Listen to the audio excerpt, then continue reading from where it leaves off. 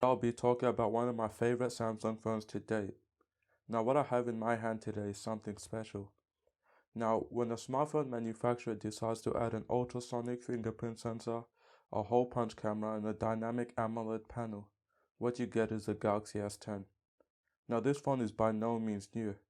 The Galaxy S10 was released back in 2019, and with the features I just mentioned, it is almost a close match between the latest and greatest Samsung Galaxy S22. With this information in mind, is the Galaxy S10 still worth purchasing and using in 2022? Well, stay tuned to find out.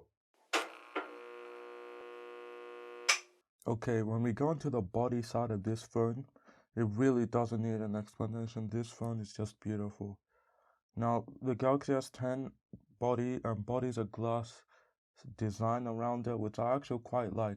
It grips on my hand quite well, and I find that the edge doesn't really bother me. I mean, we do see this on the Samsung Galaxy S9, and we did see this way back in the Galaxy S6, which is pretty much where all this edge design really began. Now, some people have had complaints about these, how the accidental touches might like bother them or somewhat. I don't know.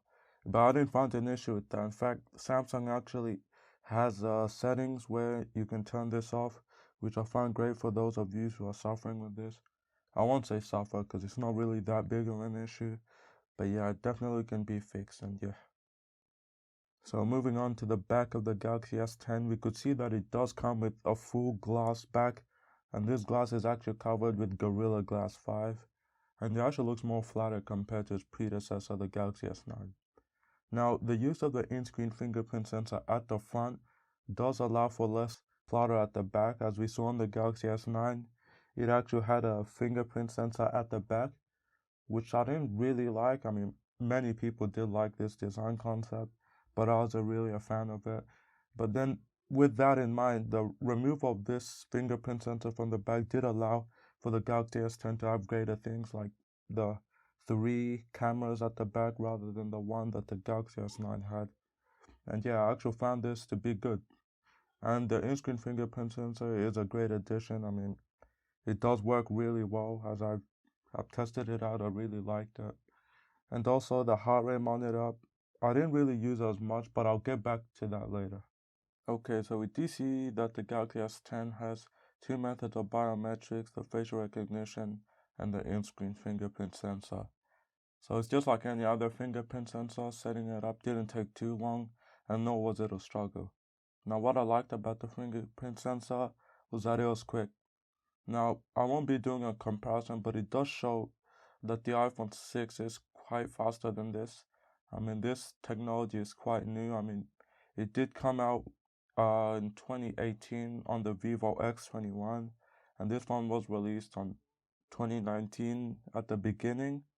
So I don't really blame Samsung for this. I mean, it's all advancements in technology can only fix this. I mean, we will definitely see faster fingerprint readers and all this kind of stuff. Okay, moving on. So this phone is actually water resistant, and it does come with an IP certification of 68.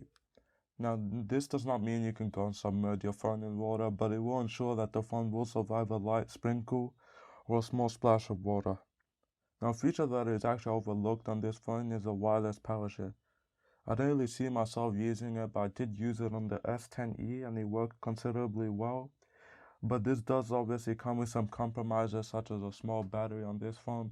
A 34 milliamp hour battery isn't really going to cut it for this kind of technology. I mean, wireless power share does take quite a bit of power when using it, and I found like this will definitely hinder the performance of the wireless power share, but it won't be a big issue. I mean, it's definitely not used to charge full phones, but it's definitely used to charge accessories like the Galaxy Buds, which I did see Samsung did advertise them as being wirelessly charged. So yeah. Okay, so my favorite part of the phone, the display. Now, this display of the Galaxy S10 is pretty interesting. Like I mentioned in my previous video about the Galaxy S4, I am a sucker for AMOLED panels, especially the one on this particular phone. So the Galaxy S10 has a max resolution of 1440 by 3040 pixels. The 6.1-inch display gives this phone a pixel density of 550 pixels per inch.